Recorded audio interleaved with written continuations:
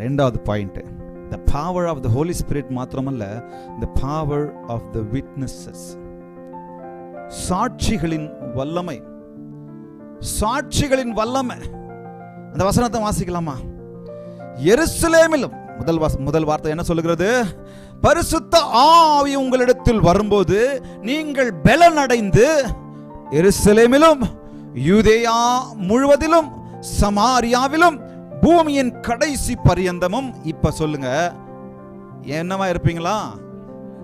எனக்கு, இந்த வார்த்தையை அழுத்தி சொல்லலாம், எனக்கு சாட்சிகளாய் இருப்பீர்கள். இன்னைக்கு அதுதான் நம்ம பார்க்க போறோம். the power of the witnesses. நீங்களும் நானும் ஒரு சாட்சியுள்ள வாழ்க்கை, ஒரு சாட்சியான வாழ்க்கை. நானும் நீங்களும் தான் சாட்சியா இருக்கிறோம். witnesses, சாட்சி மிக மிக மிக அவசியம். நாம் பரிசுத்த ஆவியை பெறும்பொழுது நான் சாட்சியாய் வாழ வேண்டியது அவசியம். இன்னைக்கு இந்த சாட்சி இந்த உலகத்தில் கிறிஸ்தவர்கள் மத்தியில கிறிஸ்தவர்களுக்கு சாட்சி கெட்டு போச்சு. ஊழியக்காரன் நம்பி போனா ஊழியக்காரனே சாட்சி இல்லாம இருக்கிறாங்க. கேட்டா ஊழியக்காரன் பணத்துல உண்மையா இருப்பாங்கன்னு போனா, அந்த பணத்துல உண்மையா இருப்பாங்க, அந்த பணத்திலே உண்மை இல்லாம போறாங்க.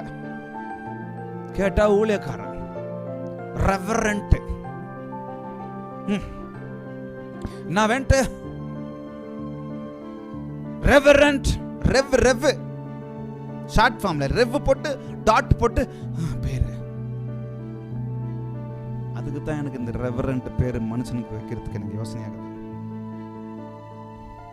ஏன்னா சாட்சி இல்லை. போன வாரம் ஒரு பிரதரை மீட் பண்ண வேண்டிய ஒரு சூழ்நிலை. போய் மீட் பண்ணா என் ஃப்ரெண்டுங்களை பத்தி எனக்கு அவங்க சாட்சியை குறித்து சொன்னாங்க. ஆஹா ஓஹோன்னு வரல, வயிறு எரிஞ்சின்னு வெளியே வந்தேன். ஒரு நாள் என் கூட இருந்து ஊழியம் பண்ணவங்க, ஒரு நாள் நான் கூட இருந்தோம், ஒன்னா சாப்பிட்டோம், ஒன்னா வளர்ந்தோம், ஒன்னா ஊழியத்தை கத்துக்கிட்டோம், ஒன்னா படிச்சோம். ஆனா உலகத்தை எப்படி தெரியுமா சாட்சியை அவங்க விட்டுட்டு வந்திருக்கிறாங்க? பணத்துல உண்மையா இல்லை. என்னங்க? பணத்துல உண்மையா இல்லை. வாங்கின 10 ரூபாயில உண்மையா இல்லை.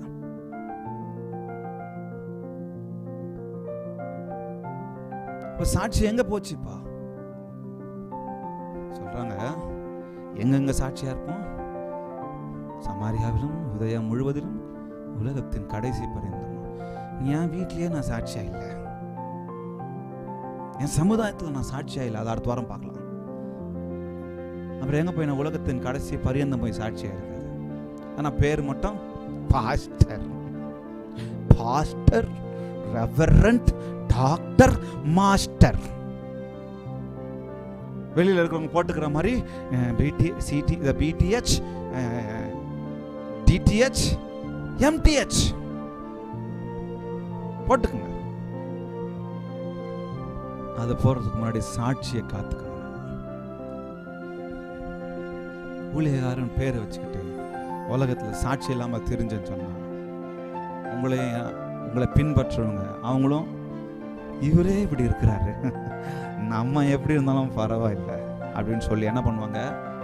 அந்த சாட்சியை தான் பின்பற்றிட்டு போவாங்க. ஏன்னா அந்த சாட்சி அனுகூலமா இருக்கும் அவங்களுக்கு. புரியுதா? உங்களுக்கு புரியுதுங்களா?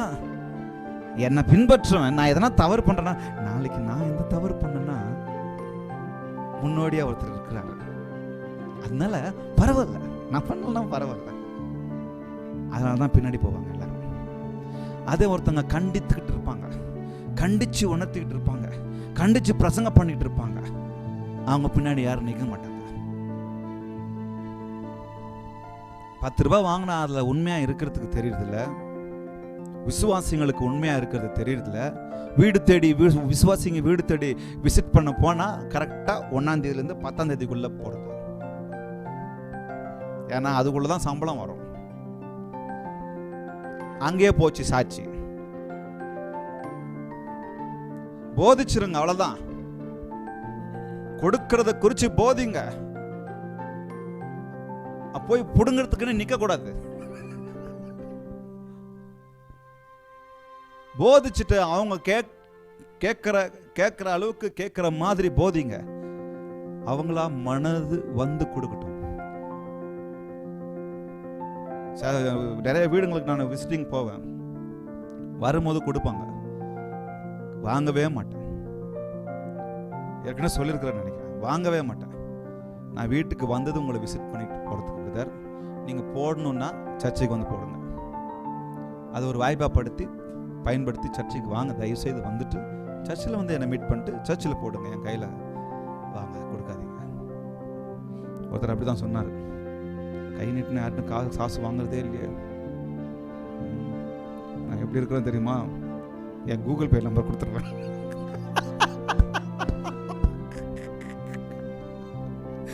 எப்படி இருக்கு பாருங்க.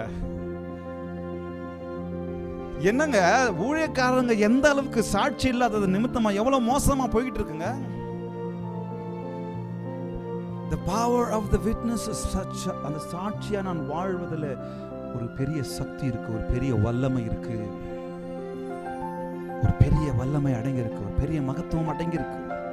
நமது சாட்சி பேச வேண்டும், நல்ல விதத்தில் நம்முடைய சாட்சி பேசப்பட வேண்டும். நம்முடைய சாட்சி ஒரு பெரிய மாற்றத்தை இந்த உலகத்திலே, சமுதாயத்திலே, என் குடும்பத்திலே கொடுக்க வேண்டும். அந்த சாட்சிக்கு வல்லமை இருக்கு, அந்த சாட்சிக்கு சக்தி இருக்கு, அந்த சாட்சிக்கு ஒரு பவர் இருக்குதுங்க. நான் சாட்சியா வாழல அப்படின்னு சொன்னா என்னங்க அப்புறம் ஆண்டவர் பிள்ளை? என்னங்க ஆண்டவருடைய சமூகத்தில் நான் வாரம் சர்ச்சுக்கு போறேன், வாரம் போய் பாட்டு பாடுறேன், என்ன அர்த்தம்? நான் சாட்சியா வாழாததுனால பாராம்பாரு பைபிளை தூக்கிட்டுன்னு சொல்ல மாட்டாங்களா பின்னாடி? நான் உண்மையா வாழ்ந்து சொன்னா பரவாயில்ல, என் நிமித்தம் பாடுகள் அனுபவிப்பீர்கள் பாக்கியவான்கள், பரவாயில்ல. நான் உண்மையா வாழாதப்போ உள்ள குத்த வேண்டாம் எனக்கு. சாட்சியை வாழ்ந்திருக்கிறாங்களே, நீங்க பழைய ஏற்பாட்டுல இருந்து புதிய ஏற்பாடு வரைக்கும் நீங்க வாசிங்க. விசுவாசத்தில் சாட்சியை வாழ்ந்திருக்கிறாங்களே எவ்வளவு பேர் உங்க கண்ணுக்கு முன்னாடி வராங்க. இப்ப பரிசுத்தல சாட்சியாய் வாழ்ந்திருக்கிறாங்களே,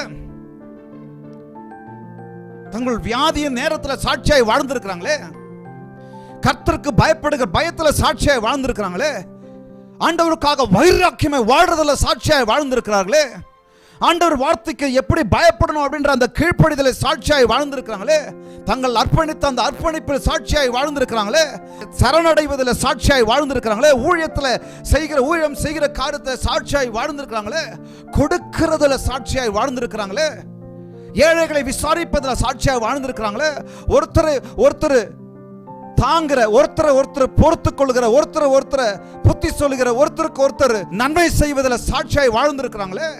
நான் சொல்லிக்கிட்டே போலாம். ஆக சாட்சிக்கு ஒரு வல்லமை இருக்குங்க. சொல்லமா, பவர் ஆஃப் தி விட்னஸஸ். சாட்சிக்கு ஒரு வல்லமை இருக்கு. நான் போய் சொல்லலைனாலும், சொல்லக்கூடாதுன்னு சொல்ல, அடுத்த வாரம் அதை பற்றி பேசலாம். நான் போய் சொல்லலைனாலும் நான் சாட்சியா வாழ்ந்துட்டாலே போதும், அநேகர் ஆண்டவருக்குள்ள வந்துருவாங்க. இவர்கள் வணங்குகிற தேவன் ஜீவன் உள்ளவர் மாத்திரமல்ல, உண்மை உள்ளவர் சொல்லி ஒரு குறிப்பிட்ட பெயர் சொல்ல எனக்கு விருப்பம் இல்லை. அந்த காலத்தில் நடந்தது. ஒரு குறிப்பிட்ட ஒரு நபர் திடீர்னு அவருடைய ஒரு குறிப்பிட்ட மதத்திலிருந்து மாறி இன்னொரு மதத்திற்கு நேராக கன்வெர்ட் ஆகி போயிட்டார். ஒரு இன்ஃப்ளூயன்ஷியல் பர்சன், அவர் பெரிய இன்ஃப்ளூயன்ஷியல் பர்சன். அவர் மாறிட்டார். அவர் கூட கிட்டத்தட்ட 1,00,000 பேர் மாறி போயிருக்காங்க. என்ன சொல்றாங்க தெரியுமா? இந்த கிறிஸ்துவ மதத்தை அட்மையர் பண்ணி பார்த்தாரு.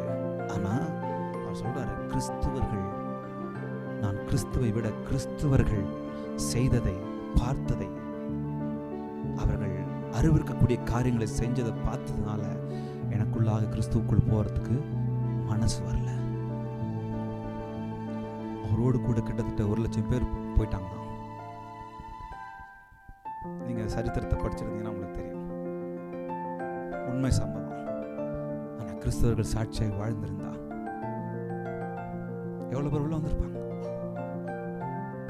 ஏன் இன்னைக்கு வெளியே இருக்கிறோம் சொல்றான் நம்மளை பார்த்து, கிறிஸ்துவை பின்பற்றுங்கள், கிறிஸ்தவர்களை பின்பற்றாதீர்கள் சொல்லி. நாளைக்கு சொல்லணும், கிறிஸ்துவையும் பின்பற்றுங்கள், கிறிஸ்தவர்களையும் பின்பற்றுங்கள். ஏன்னா சாட்சி நமக்கு நாரி கிடக்கு.